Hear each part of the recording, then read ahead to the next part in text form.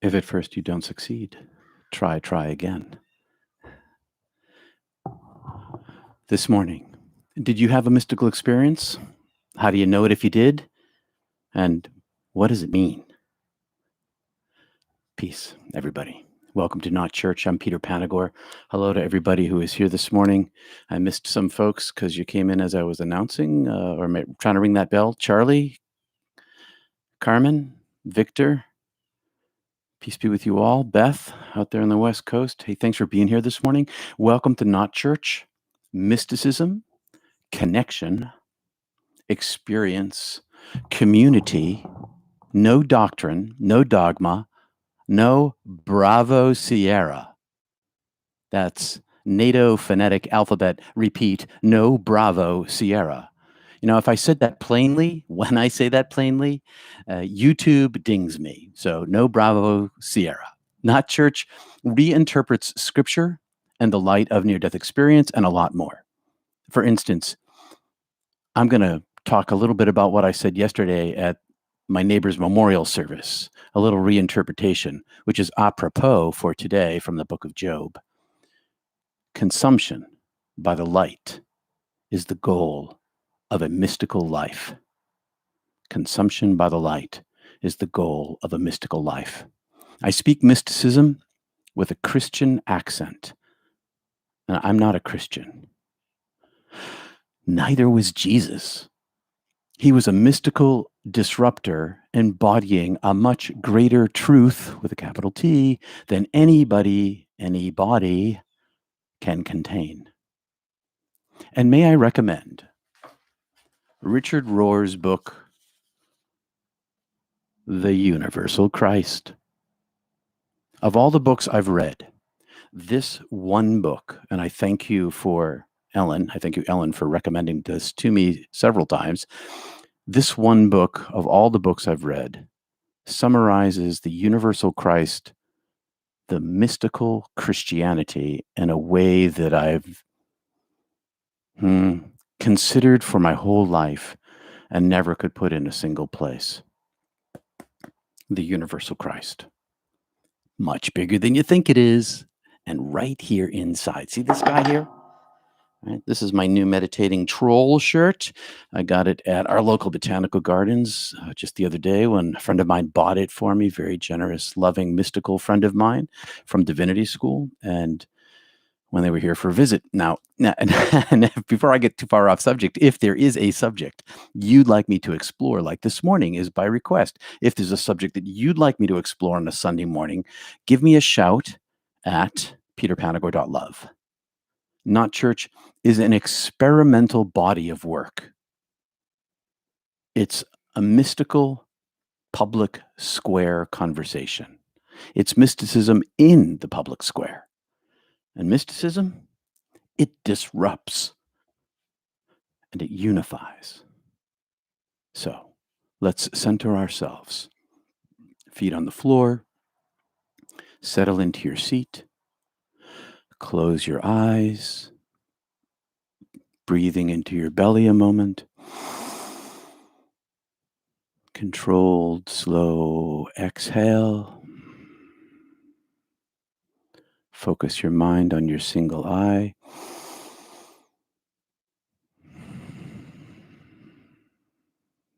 Hold there. Inhale peace into your throat chakra. And down, ride it down your spine, your mind, down your spine, into your sacral chakra, just below your belly button.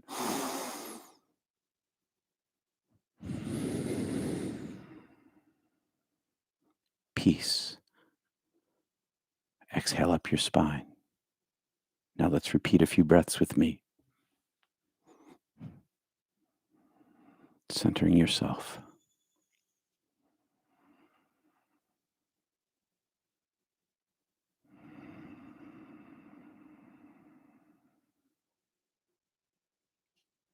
Breathe in peace.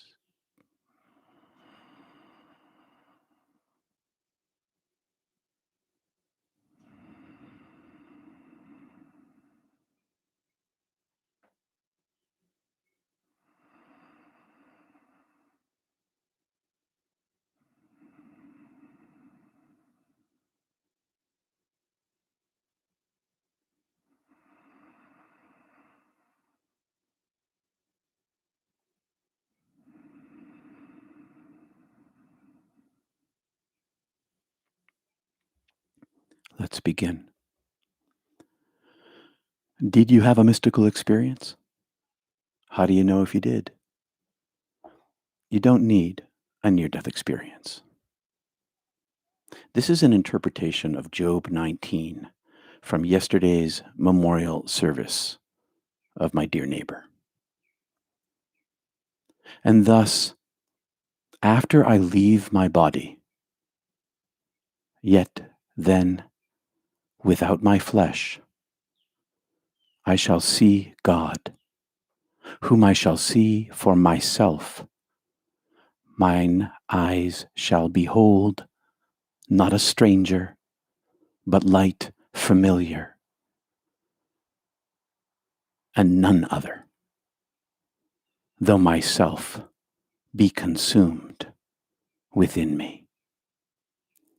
And thus after I leave my body, yet then shall my flesh, and thus after I leave my body, yet then without my flesh I shall see God, whom I shall see for myself.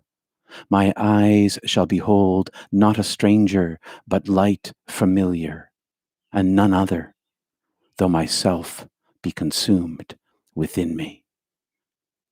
I will find my whole self healed and holy, one in love, familiar home.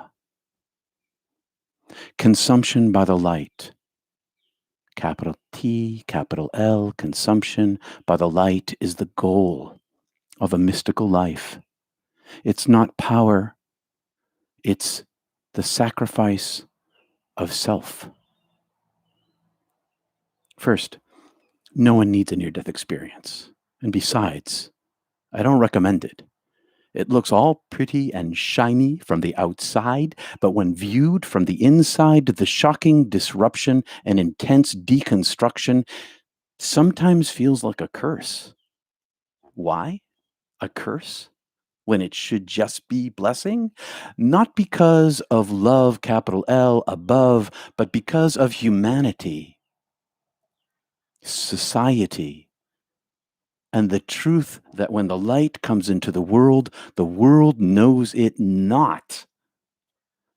Blind. Mystical experiences open your eyes to the light. Now, either you see it or you don't. A glimpse of your own original goodness is all you need. No human needs the full frontal with God. You are made of goodness right here, right now. This goodness is what always comes from, through, and by in all mystical experiences, which I'll define shortly, thanks to William James. Mystical experience comes with free gifts from the beneficent, an Islamic name of God, one of the 99 names, the beneficent, the giver, the generous, the abundant. After effects naturally accompany all mystical experiences. Now, let me say that again. After effects naturally accompany all mystical experiences. Lives change course. So even if it's a 1 degree course change, that 1 degree takes you in a whole nother direction over time. Lives change when you are touched by the divine. Whenever and however the soundless voice, capital S, capital V, the soundless voice speaks directly into your soul, into your consciousness, it leaves a message of wisdom lodged in your soul, right there, forever dwelling inside you. It doesn't dissipate, it only gains. St. Augustus, St. Augustine, St. Augustine, I think it was, said something to this effect. All the things in the world that you desire before you get them, you love them so much in anticipation. But once acquired, they dim and lose their shine. The only thing that is not a thing, The only thing that gains is the divine love. Once you gain divine love, that is the welling up that keeps on giving. Unlike the things of the world which lose their desiring nature as soon as they are acquired, as long as you have the desiring nature for the divine, it keeps growing and growing and growing, forever dwelling inside you. It's the only thing that gives gifts eternally. Now, in this life, all mystical experiences, every one of them, give us gifts of kindness, insight, love, peace, hope, interconnection, connection, understanding, strength, endurance, and so much more. The giver of good gifts gives a loving abundance of wisdom to all hearts who are open to receive it. Feel it now. Gifts come with every mystical experience.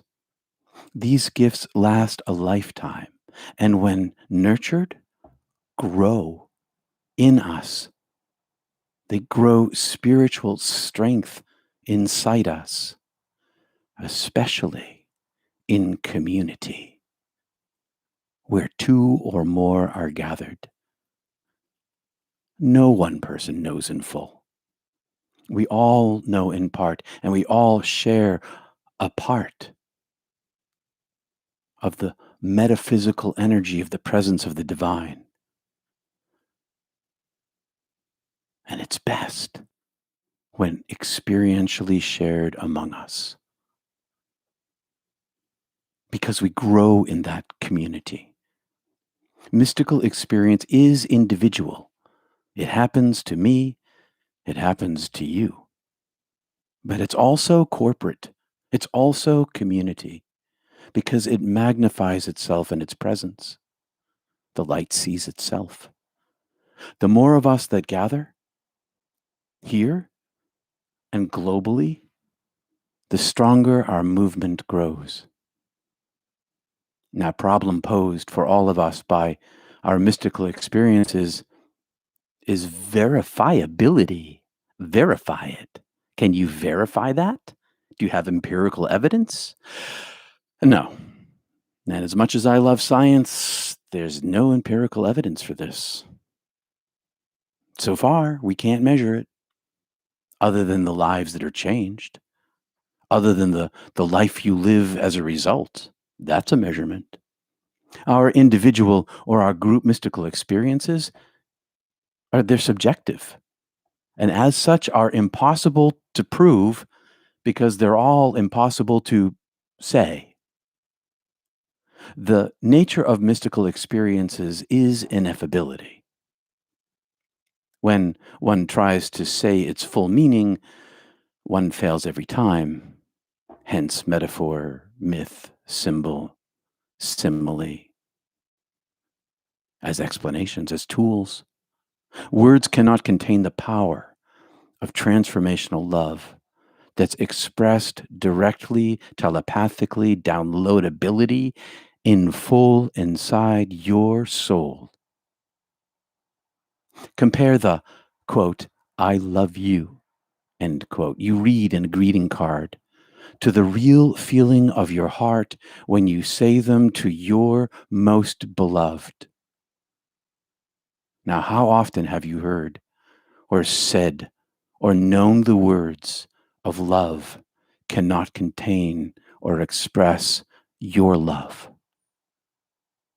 They leave a vibratory residual inside of us, but it's inexpressible.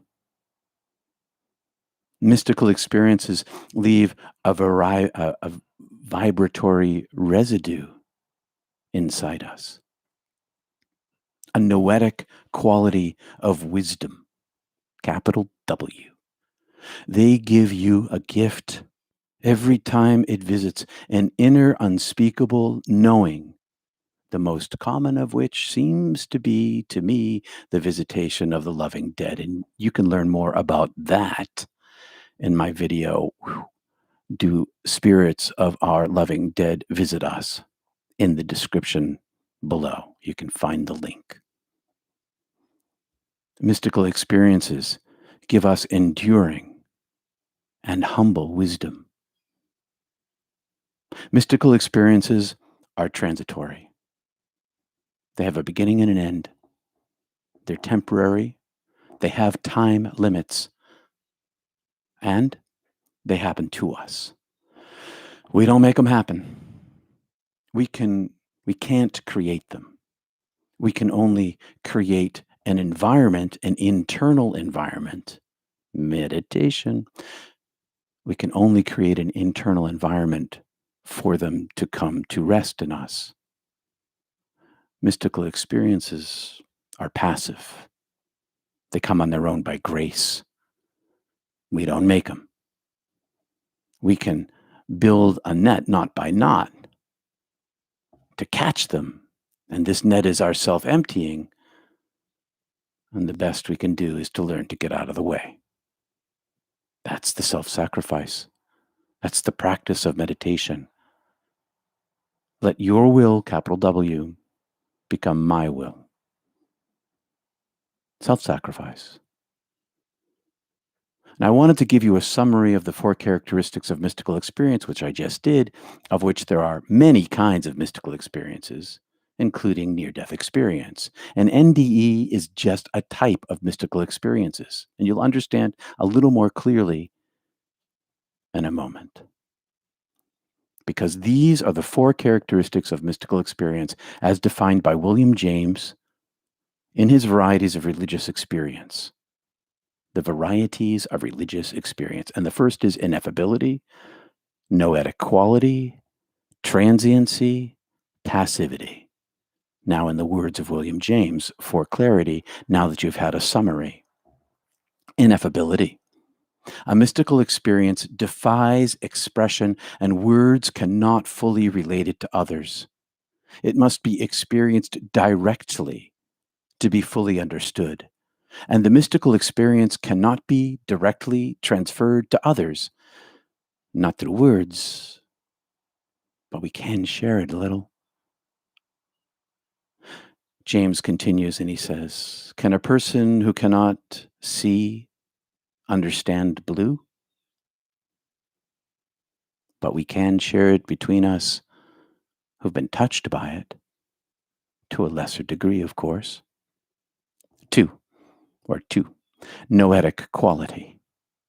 Although mystical experiences are similar to states of feeling, they also seem to those who experience them to be states of knowledge, too.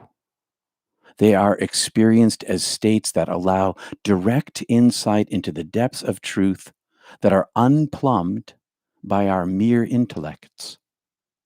They are illuminations, revelations, full of significance and importance. And they carry with them what James describes as a curious sense of authority. You cannot convince me after a visitation of the dead that my beloved does not live, says so many people to me. These 2 characteristics will entitle any state to be called mystical in the sense in which I use the word, wrote James. 2 other qualities are less sharply marked, but are usually found. These 2 additional characteristics are transiency. Mystical states cannot be sustained for long. The memory of them is imperfect, but when they occur, they are immediately recognized, and from one recurrence to another, there is a development in the mystic of a deepening and increasingly richer inner life. And that part is important to hear. These experiences compound like interest in the bank. Only more interest. Like instead of getting 5% interest on your little tiny investment, you get 500% interest. With each mystical experience, more is added to your capacity. And 4, passivity.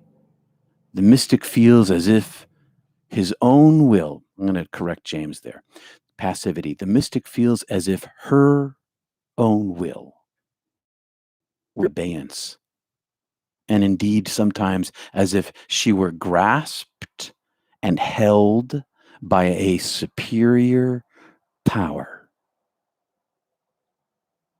Has that ever happened to you? If it has, you've had a mystical experience. Ineffability, noetic quality, transiency, passivity. If you had a visitation from the beloved dead, or an angel, or an out of body experience, or an in body experience, or a shared death experience, or so many other kinds of experiences that one that's fit for each person that lives, then you, my friend, my soul friend, have had a mystical experience. And they are transformative. They don't leave you as they found you. As in camping, when they come into your campsite, they leave it better. They leave you better than when they arrived. That's what mysticism does. So, have you been transformed by a mystical experience and want to talk about it? Talk about it in the chat. You probably already are. Mention it in the comments. Let's talk about it at the top of the hour at Mystic Tea Salon on Zoom. You can find that link below. A genuine mystical experience changes a person. The more intense the experience, that's important to know. The more intense the experience, the larger the change. I've lived my life by masking my mystical experience. I have put my lamp under a basket, under my bed, in a closet with the door shut and the bedroom door shut and all the lights off and the house locked. I masked my mystical life on purpose, but it leaked out everywhere, as yours does. The light leaks through us as it leaks through nature. And all we need to do is get out of the way. We don't really have to talk about it. The thing about talking about it is breaking down the societal taboo against us. Thank you, Kristen. Judgment by the world is our inhibitor. That's what keeps us closeted. Society, that's the curse to us, not the divine. That's the blessing. And so I unmask myself publicly here and not church and in a lot of other places so that you too might unmask yourself in the safety of our Mystic Tea Salon or in the company of each other, because the light leaks out whether or not we're masked. It's better with the mask off, but no matter what we do, it still leaks out. So, have you had a mystical experience? I produced this video this morning. I wrote this week because so many people were asking me to produce a singular video where they could just come to and find out what the 4 characteristics are. Got an announcement to make, everybody. I have to cancel tomorrow's Monday morning centering prayer practice. My apologies. I have a family thing that has to be attended to. So if you stuck with me this far this morning, thank you. And if this touched your heart, if it made you think, if it made you understand yourself a little better, then please click subscribe and like. It helps. YouTube loves that stuff. Not Church is an independent experiment, and it relies on your goodwill for support. And if my work inspires or gives you hope, then please do what you can to help support this. At peterpanagore.love, look for that little spinning red heart in the middle of the page. peterpanagore.love, PayPal, Patreon, Venmo, Zelle, and reoccurring. And at Patreon, they call it pledging. And that really helps on a month to month. Every little bit helps. So thank you for me to continue trying to speak about this in the public square. And a special big thanks to all my regular supporters, because for real, I wouldn't be here. I'd have to do something else to earn some money to stay alive, which is, thanks God, my wife is working full time. I specialize in mystical and spiritual counseling, mentorship. I got a bunch of mentees now, which is a word that a lot of people don't like, but I've been a mentee my whole life. I've always had mentors. I help with grief, and I do what's called pastoral care and counseling with decades of professional experience. You can find me at peterpanagore.love. So enough of that. Let's chat. Let's see what's going on over here. Thank you, Nancy, very much. If you have something you want to particularly bring to my attention, pop it up in the super chat. Thanks a lot. I'm going to see what's going on over here. I saw an apparition of my grandmother in my room, and I also saw a silver UFO the other night. They both were very intense spiritual experience that have changed me, says Tamra. Wow, did those happen on the same night? Wow. Okay, so disclosure here, I'm a UFO experiencer too. Happened before my near-death experience. Yogananda changed my life. Yeah, it's you can reach peace inside yourself through the stripping of self in meditation over a lifetime. You don't need a mystical experience. You can actually have a much longer mystic growth in spirituality. You don't need a supercharged zap from God. You can grow into it in your prayer life. That happens a lot, or to those who practice for a lifetime anyway. I had an intense 6 month long religious experience in 1976 when I was 24 years old. It was as if the veil had been lifted from my eyes and I was able to see and feel God's presence in everything, says Lisa. Lisa, wow, that's what we're talking about. Some of them last an hour, some of them last months. And they leave this residual. I imagine that you're still on this journey because of that. Wow. As if the veil had been lifted and you're able to see and feel God's presence in everything. That's a blessing. Changed your life, I bet. Thank you, Susie. Thank you so much for your super chat. I appreciate it. We need you. You're beloved. Thank you, Susie, very much. I appreciate it. I appreciate it, Susie. Pray for Robert Kavanaugh in crisis. Thanks, everyone. All right, let's take a moment for Robert.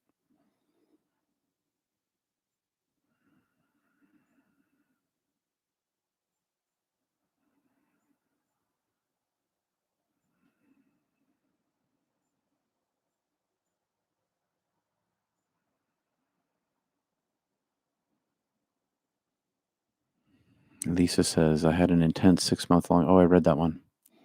The veil has lifted, says Tamra. I'm going to skim back up and see what the other conversations were. Not a lot of chat this morning. That's okay. Spiritual gifts are your birthright, but you must claim them. Lupe. True. So many times I have wished I could convey the gift of peaceful certitude, whole and entire, but all I can do is live it, says Wanda. All you can do is live it. That is the truth. So many times we want to be able to give this peace away, share it. But really, the way we often give it away is by living it. That's beautiful, Wanda.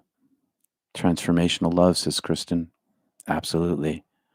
I love the joy that gathers here, says Belinda. Hi, Belinda. Everyone is integral and valued in their own beingness because we all share a portion of it. None of us have it in full. Not even Jesus, I don't think. Because he kept pointing to his father, he called him.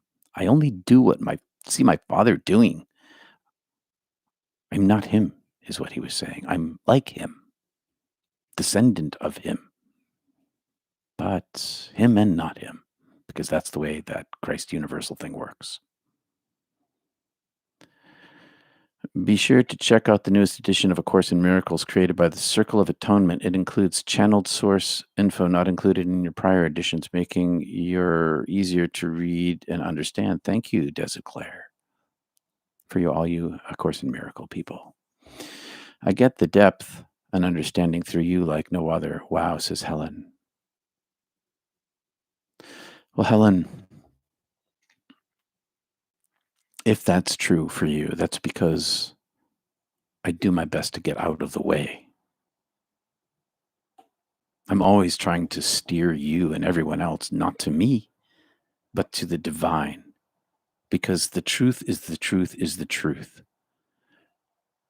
And the more you get yourself out of the way, the more it will come into you as well. I try to be a channel for the divine love, for the peace, for the understanding. I just try to let it come through me, knowing that it's filtered through me. I try to eliminate as much of the filter as possible. Because this filter, it's so temporary too. And it's not really me. So if I can get out of the way, then the real me comes through. And like you, I'm made out of the same thing, the light itself. Anything else? Let's see what else we got going on down here. We choose the meaning of what we give things like wrong or right, but they're all what we're focusing on. So what you focus on gets the bigger focus of the solution and not gets bigger focus on the solution, not the problem. It's true. What you are, we are what we think. We focus ourselves on the divine. That's what we get. And as Rumi said, there's a field out there beyond good and bad. I'll meet you there. Something to that effect. Good and bad are so often subjective. What's good for the mosquito is bad for me. We move beyond.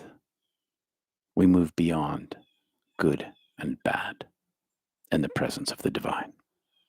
That's what we do. We move into light. Thank you for saying that, Tamara. No mystical experience for me as yet, but can relate to the prolonged spiritual growth over time. Yeah, Judith, I meet lots of people. Prolonged spiritual growth over time. Yes. That's why people spend their lives in contemplation. That's why people spend their lives in prayer. And it's not just prayer like meditation, but prayer like service to other people. You can grow spiritually by being selfless as a parent or as a puppy dog owner or working in the homeless shelter. That's another form of selfless prayer, of growth over time. Judith, I've met some very deep, very, very deep mystical people who've never had a mystical experience, who've grown over time. That's a real way, a real path. Charlie says, in 1989, I saw that the whole world is Maya, illusion. It freaked me out. And when I tried to tell people, it was like they were looking at Don Quixote. Yes, you remember Don Quixote and the windmills, the fool for God. I also had a sense of what the world could be. Yes, that's what comes with that vision. When you see the illusion, you often see the goodness. At least I do. The seeing of the illusion arose out of being in the presence of the goodness. And then you see the potentiality.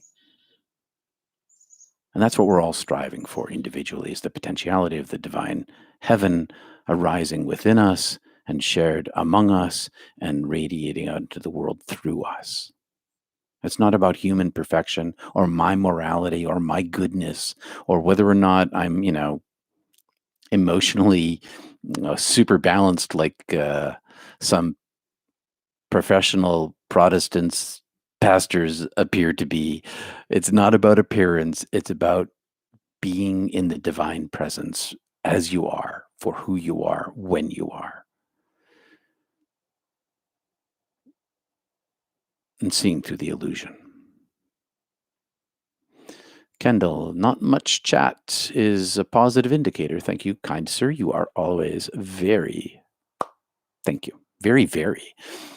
Thank you very much. It means that we're listening carefully. Java Girl.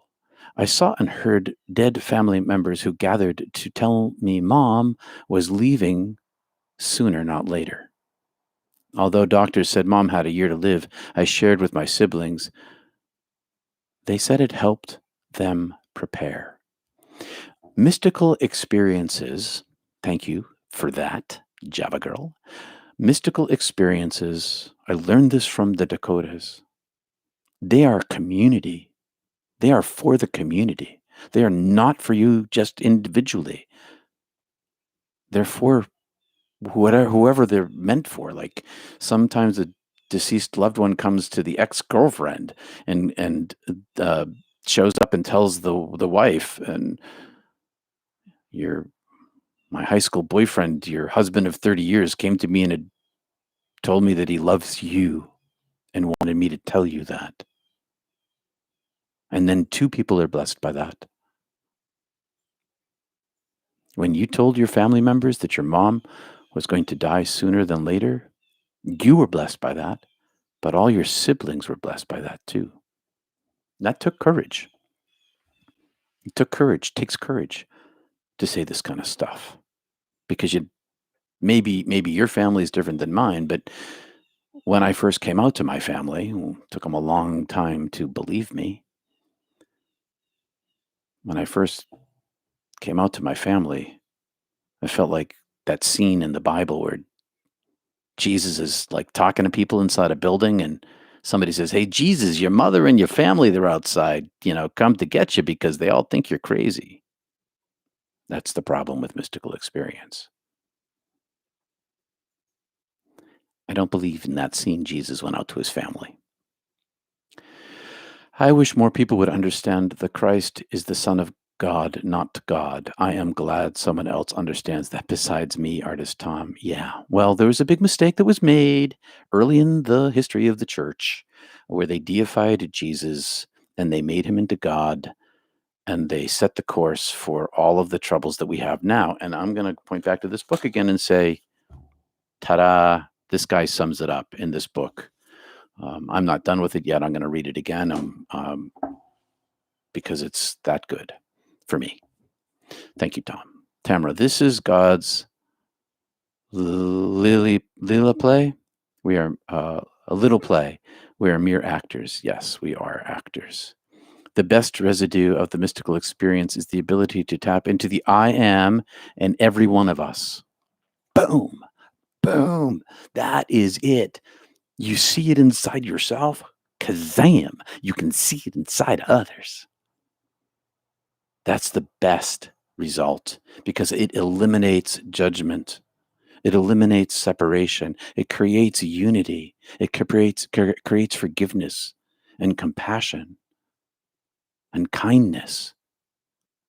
All those gifts come from this. Thank you for saying so.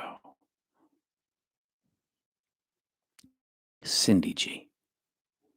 There are so many ways that I was socially trained away from placing value or recognizing the mystical. Well, yeah, the world doesn't really like the mystical very much, Kristen, and they teach us against it. Heck, the church says there's no more revelation coming on. There's revelation coming on all the time, and it's not about the prophecy of the end of the times of the world, which is spurious anyway. It is about the divine revelation inside of us. And they're so afraid of it. They've taught against it for centuries. And it's become part of our culture. I'm so glad you recognize that now, Kristen. Late, but happy to see you all. Hey, Primary Feathers, good to see you too. Listen to the song of my heart, says Tamra.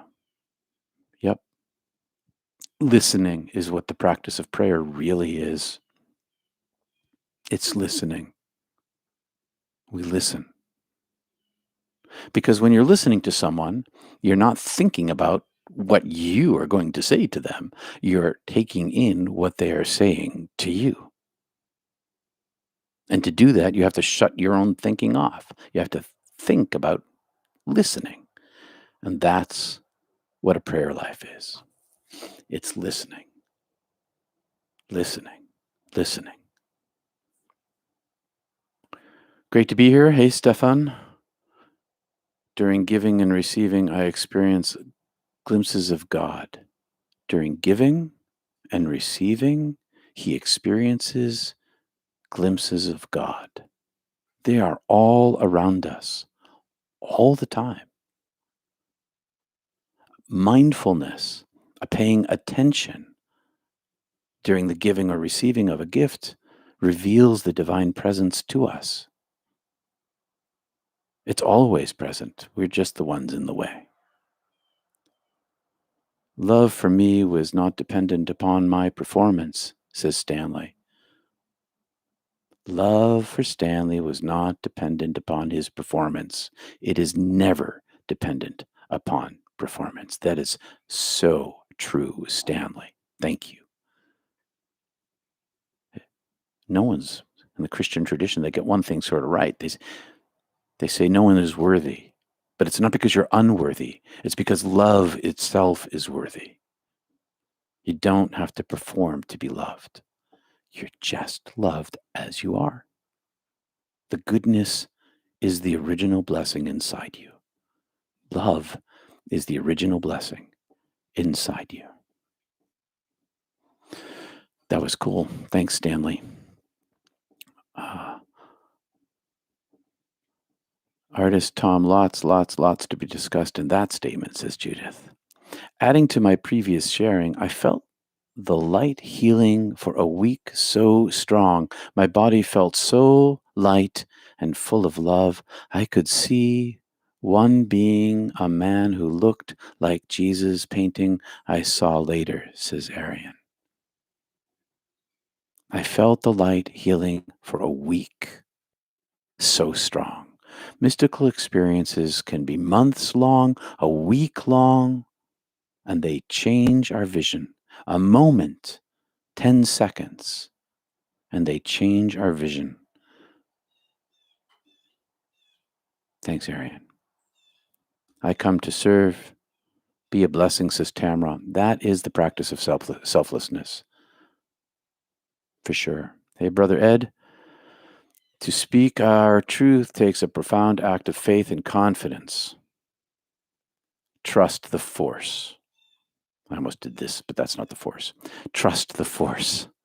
Trust the force as it flows through us. Decades ago, my therapist told me authorities can't control mystics. This is the grr factor. And well, Nancy, that's the thing. That's why they don't like us, because we're disruptive. Look at Paul. Look at Jesus. What were they doing? Were they following the religion? No, they were not. They were disrupting it. And mystics down through the ages in every single culture, same deal. Same deal. We can't be controlled because we have no dogma and no doctrine, only love. That's the problem. So right. You are so right. So the problem of the oppression of mystics isn't likely to go away just because we're talking about it, but they're going to discover how many of us there are. And we are tens, maybe hundreds of millions. We just have been oppressed into silence. Silent no more. Victor had a good question a while back in the chat. Hey, Victor, if you want to toss that good question up, that'd be great. Boy, that is a life lesson. Presence, not performance. Those of us raised to keep others happy can fall into that trap. Presence, not performance. Be, not do. That's what spirituality is. But of course, you've got to do stuff in the world in order to live. And sometimes that doing is serving others. But you're being while you're doing. You can be and do at the same time. Do. But it's not about performance. It's really just about being. It really is about connection And then from that connection, all these other blessings arise. I got a mouth of water here. Um, I kept a journal next to my meditation chair to write down any downloads, says Carmen. There must be Victor must be asking about downloads. Yeah, people, you get downloads in meditation. You can write them down whenever they come. Write them down. Um, Around 12 years ago, a good friend of mine died unexpectedly, says Kate. I dreamt of her telling me that she worships or follows Pan now. That was so confusing to me until your recent video on panentheism, God inside of all things. And by the way, my nickname, Pan. Peter Pan or just Pan or anything like that. Pan Man, Pan. Anyway, that's, yes, panentheism, the divine presence inside of all things. The universe contains the divine presence of love inside of all things, but the divine is greater than the universe. Says Rod. Oh, I think I missed one. No, yep. Rod Mack. A question. Is it possible to reverse the process of learning through pain and suffering? Mm-hmm. Instead, we could advance our journey through joy, happiness, and painless experiences. That would be grand, and that does happen. But really, what happens in a super suffering circumstance? What happens then? The ego gives up. When you're at the bottom of the bottom of the bottom is when the ego releases. And that's when you crack open. And that's when the light comes through. And that's what meditation does. It strips away the self, layer by layer, till the light leaks through. That's what near-death experience does. I wish that it were something other than that. But the truth is, suffering is probably the main avenue in. I wish it weren't so, Rob. Roar talks about this too, which is a truth. It's awful, but it's true. I didn't make the rules. I didn't write the algorithm. Yeah, sorry, brother. Hi, Peter. Adrian. My experiences were sleep paralysis many times, out of body a few times, well lifting a few times when you feel you are awake and connected to the divine. Yes. Keep in your meditation life. Keep thinning the veil inside you. Keep making your net bigger. Keep becoming available to the divine. It's the best that we can do. Become available to the divine. And we create a container for that. I've had that sleep paralysis, been out of body a few times myself, lifting a few times when you feel you are awake and connected to the divine. Yep. It's one of the analogies I like to use is Jacob's ladder. You know, the heaven where Jacob sleeps on he wrestles with the angel, gets his hip out of joint, he suffers, right? He suffers, wrestles with an angel, encounters God, has suffering, sleeps, has a dream. And in the dream, he sees the rising and the falling of all of the light coming down from heaven, all of the light going back up to heaven into him.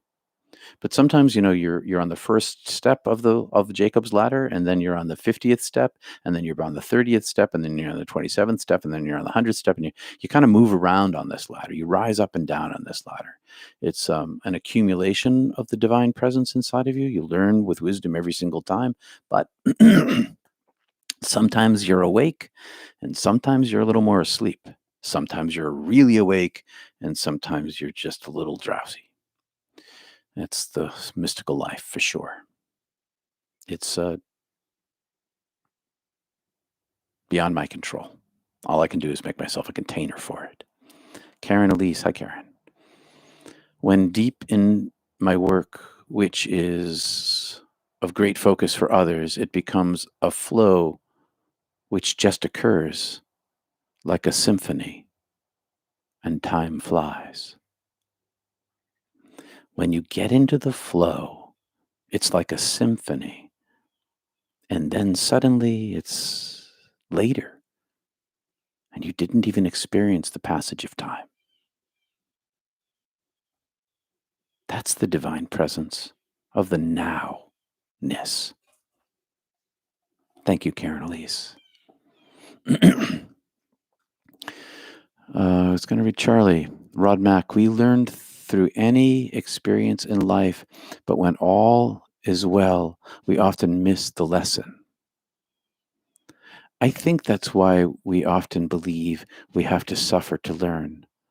Not necessarily true. When I sent you the song about seeing angels when I laid down my head, now that was a download, says Tamara. Tamara sent me some music some time ago. Checking the time here, 51. Let's see, start viewing tests from a different angle. Life is like clouds passing by. Hi, finally, Leah Beachy. Finally got to be here. Hi, Leah Beachy. Thanks, Peter. Thanks for sending good vibes from OZ to the OZ. Not sure where that is. Where's OZ? Sorry. Tell me. But I'm glad you're here. From OZ Oz. Unless you're in Oz. I suppose that's possible. That could be what you mean, but I'd like to know. Hi, I finally get to be here. Oh, yeah, I read that one. Peter, I love the picture of you balancing on that rock behind you. Oh, yeah, that was the year or two after my near-death experience. It's in the book, in the back of the book. A buddy of mine took it. One of my dearest friends who was here 2 weeks ago for a visit. And there's a woman in the picture. She was here too. She was visiting as well. Yeah, thanks. I am a sky person, as a friend of mine calls me. I stood by the Egyptian obelisk in St. Peter's Square at the Vatican and felt a deep abiding presence as if a million souls were beneath the square. It felt like what Catholics call the body of Christ, says Jim. The body of Christ is the embodiment of the light inside all of us. And to feel that, I felt something similar when I was at the Twin Towers in New York City at the memorial. The palatability of the presence of the dead, the strength of the souls of love. I felt more than that there too, but good point there, Jim. The body of Christ, the deep abiding presence of a million souls. Thank you, Emily, for the super chat. Appreciate it. Australians, says Kristen. Love Leonard Cohen's Offering, the song Offering by Leonard Cohen. There's a crack in everything. That's how the light gets in. Don't fix all the cracks. Australia. OZ, Australia. Thanks, Leah Beachy. Right.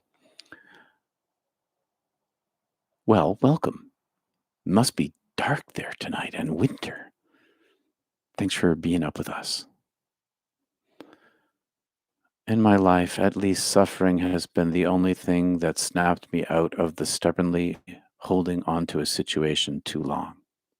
Thanks, Charlie, for Oz in Australia. But yes, Wanda, that's kind of the way I feel too. All right, my friends, I only have a couple of minutes. We're going to be meeting at Mystic Tea Salon at the top of the hour. Link is below in the, what do I call it? Description. That's the word I was looking for. And I'll see you soon in a minute or two. And like I said, tomorrow meditation is canceled. I have to attend to a family thing going on that was unexpected. So, my friends, yes, taking the Eucharistic is a symbolic of this, says Judith. All right, my friends, I'm going to say peace and love. I'll see you in a couple minutes at Mystic Tea Salon. Thanks for being here today, and thanks for all your support. Thanks for being here. Peace, everybody.